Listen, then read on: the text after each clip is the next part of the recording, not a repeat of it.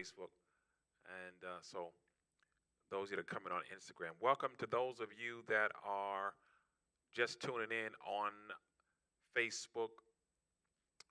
Again, welcome to those of you on Instagram. Those of you on Instagram, you don't see the pre-roll in, uh, but hopefully soon you'll be able to see the pre-roll in on Instagram and the introduction video that is played on Instagram. I want you to share this with someone and tag someone and tell them to come in tonight. Welcome in Yaya. Welcome in Breezy Diva. Welcome in Carlos. Welcome in Shay Love. Hey, Shay Love, listen, I want to share something with you that I believe is going to encourage you. And it's going to encourage you. I believe it's going to lift you. And again, tonight is a prophetic flow that we're going to, those of you that watch normally every week, you know that there are moments when we go into prophetic flow. Sometimes I don't know when the prophetic flow is going to happen. Sometimes it just happens while I'm ministering or while I'm teaching. But I felt, and there are times when I sense the prophetic flow and then I share in advance that there'll be a prophetic flow. So those that are on here, if you're still on here over the journey, again, I don't know who I'm going to prophetically minister to sometimes until I get started. Welcome in Elder Jeremiah House on Facebook. Tag someone, tag as many people as you can, and tell them that Impact and Transformation Tuesday is on tonight. We have been dealing with some things the past few weeks concerning the Middle East. Bless you, Ashley. We've been dealing with some things the past few weeks concerning the Middle East, and we've been dealing with it from a prophetic perspective. But tonight I'm going to veer from that just a little bit, still in a prophetic vein. That was more prophetic insight, revelation, and affirmation of things that are happening. But tonight I really sensed that I need to, the need to really encourage many of you that are tuned in right now. Try to make some sense to maybe some of the things you have faced and some of the things you may be facing right now. Try to make some sense of that tonight. And so we're going to get into that and share with you on tonight. All right, let's jump in. Let's jump right into this. Ecclesiastes 3:1. I want you to hear this. Ecclesiastes 3:1. It says, "To everything there is a season, to everything there is a time. To everything there is a season, and to everything there is a time." I want you to grasp that. I'm going to repeat it one more time. Those that are watching on Instagram and Facebook, put that in the comments. Ecclesiastes 3:1. Put that in the comments. Ecclesiastes 3:1, because I'm going to unpack that first verse, probably in a way you've never heard that verse unpacked before. But I'm getting ready to unpack that first verse. I want you to put in the comments, Ecclesiastes, just put ECCL, you can abbreviate it, Ecclesiastes 3:1. We're getting ready to unpack this. Ecclesiastes 3:1. So those of you watching, if you watch for the first time, we always give instructions, and in those instructions we ask that you put it, our first instructions is to type in Ecclesiastes 3:1, and let's dig into Ecclesiastes 3:1.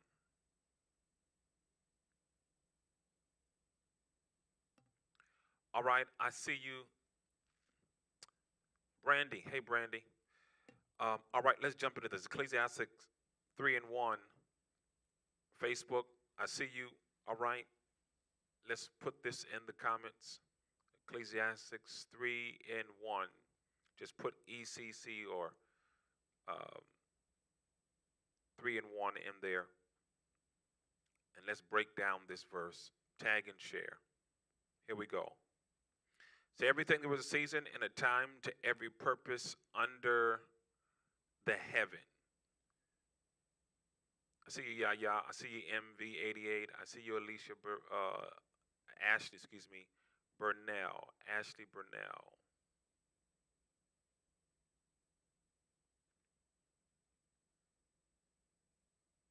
Keep your bags packed, Ashley Burnell. Pack a bag, a suitcase, nice small suitcase, because intense travel is in your future. Ashley Burnell, keep a small bag packed because intense travel is in your future. Simply pack a bag. You can put it in your closet or leave it by your bedroom door because intense travel is in your future. And the pre-packing of the suitcase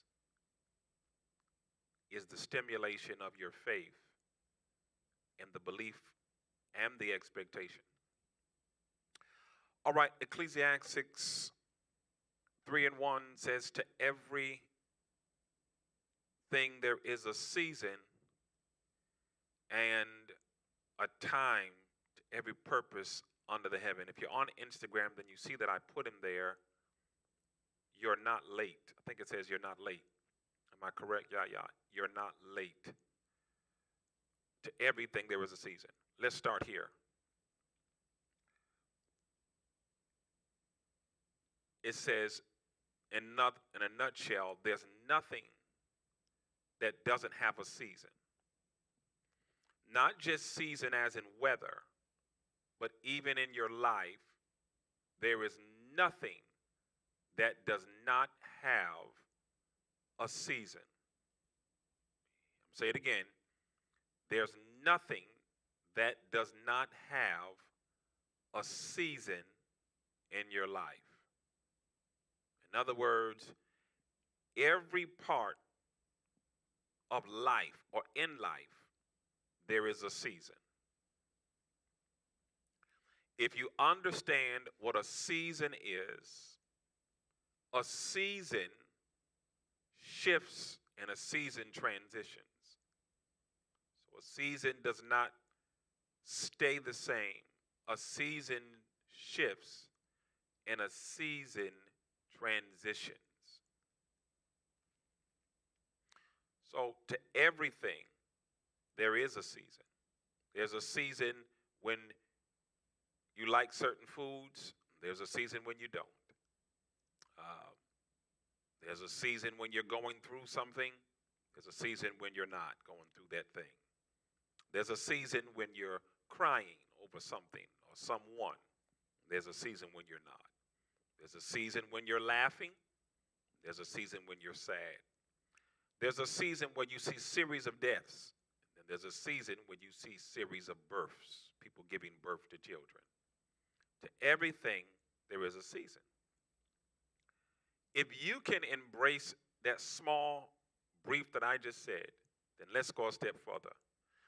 If to everything, bless you, Minister Brockton, if to everything there is a season, to everything there is a season, then we got to look at season. Let's look at it from a meteorologist's perspective or weather perspective. Let's look at it from climates as well, because seasons change. Those of us that are in the Northeast, we are experiencing the cool, cold coming. Those of you that are in the southern states on the East Coast, you too are experiencing a slight difference in weather. Those of you that are in Florida, because I lived in Florida as well, it's not cold like it is here getting, but you're sensing a shift. The Midwest is sensing a shift.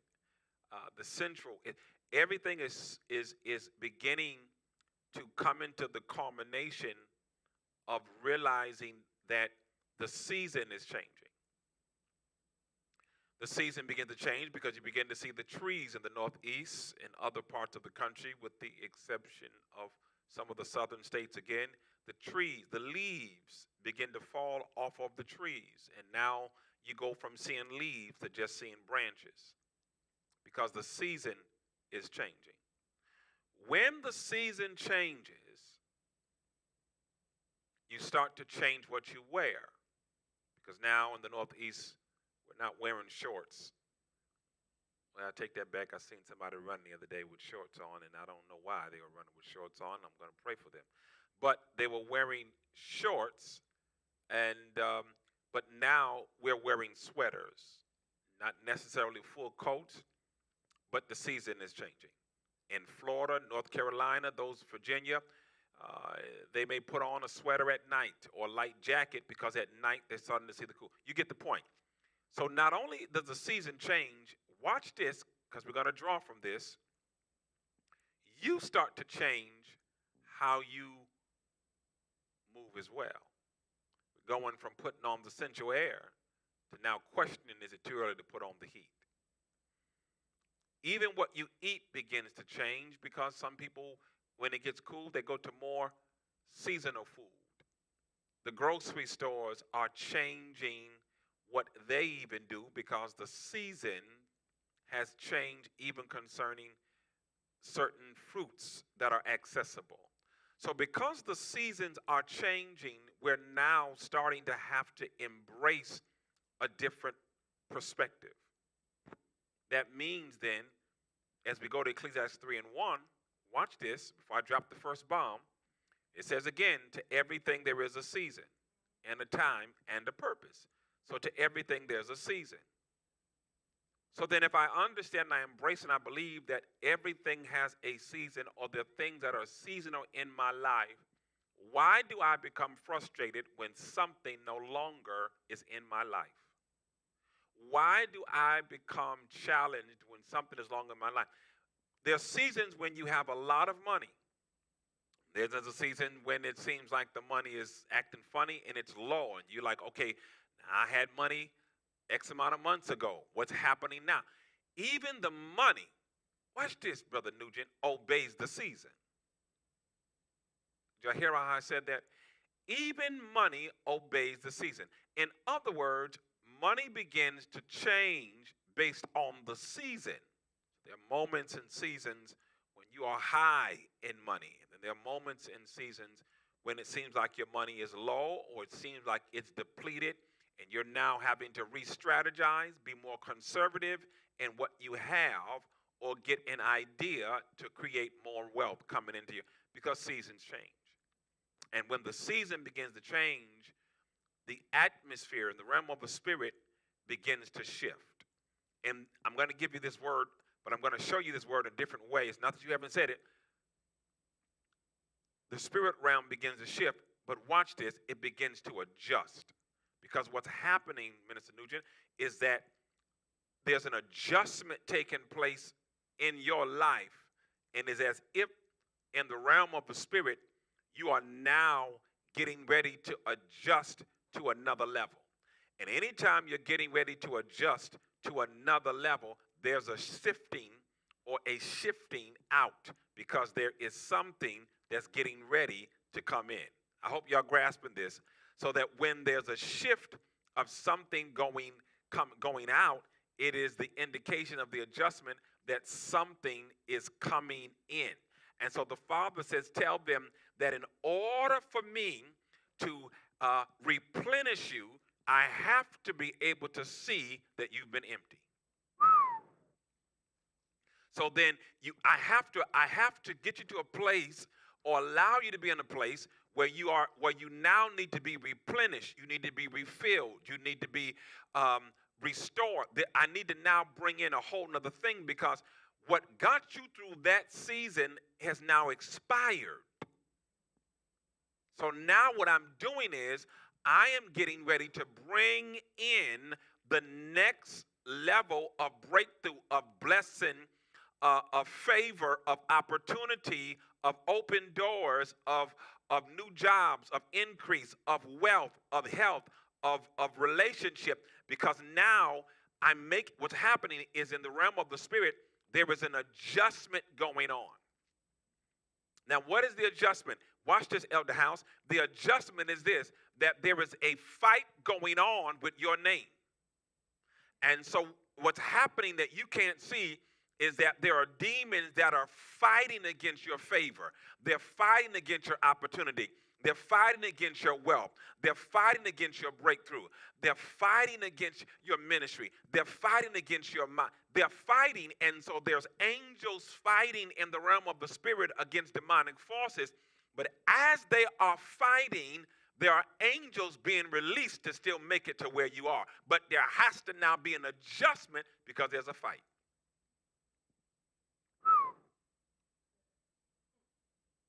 So seasons change. I want you to hear this. I'm about to drop the bomb in about 2 minutes.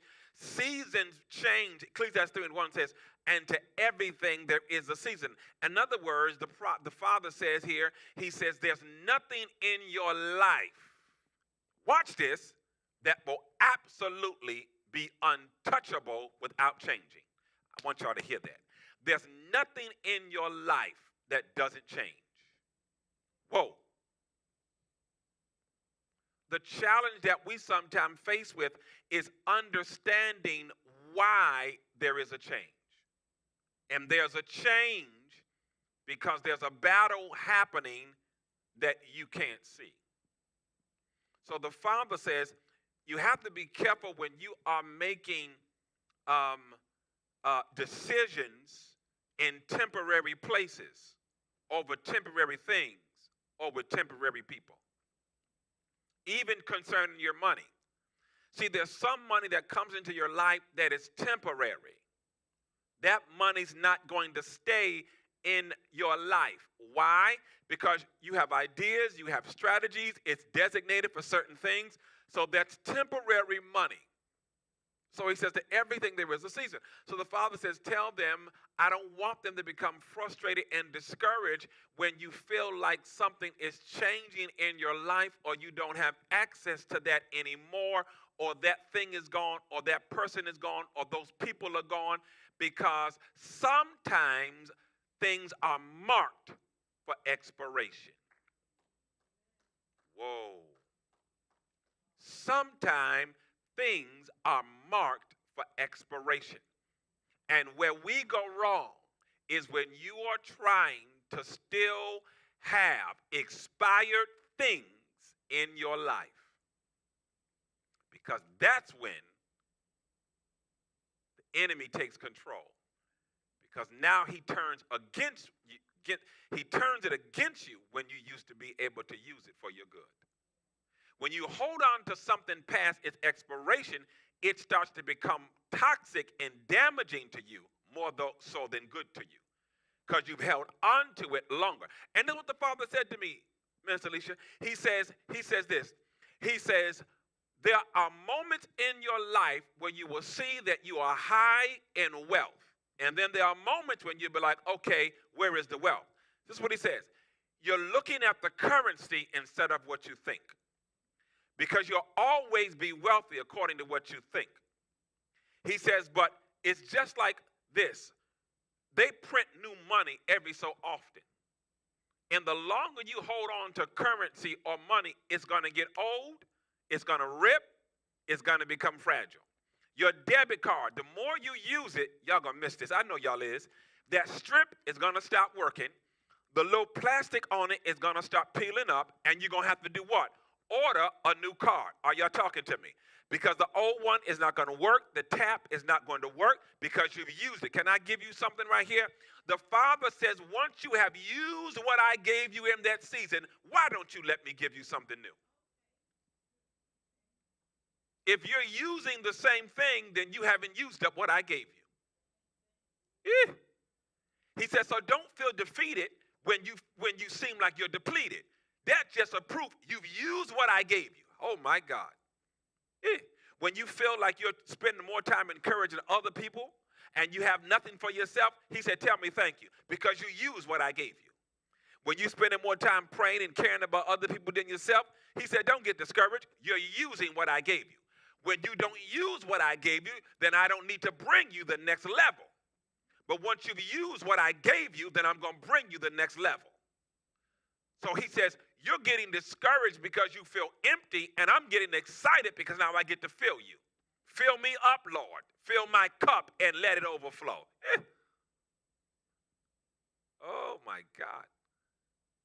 See, if you're not using what he gave you, your ideas, your strategy, your business ideas, if you're not using them, then he don't need to give you anything new. And he says there's some people, watch this, he said there's some people that have not gotten the new because you haven't used the old.